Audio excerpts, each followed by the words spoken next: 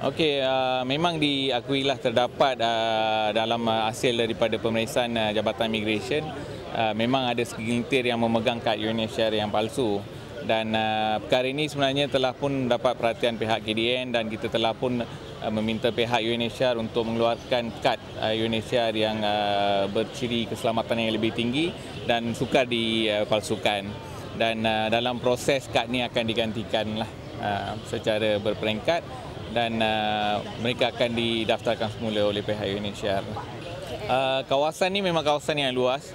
Tuan-tuan sendiri pun boleh nampak kan, memang luas dan peluang untuk parti-parti ni lari dan sebagainya memang ada lah. So kita melibatkan tu yang migration dengan kerjasama pihak PDRM dan juga rela, kita melibatkan anggota hampir 350 anggota untuk kepung kawasan ini dan untuk mengesan parti-parti yang berada di kawasan ini lah.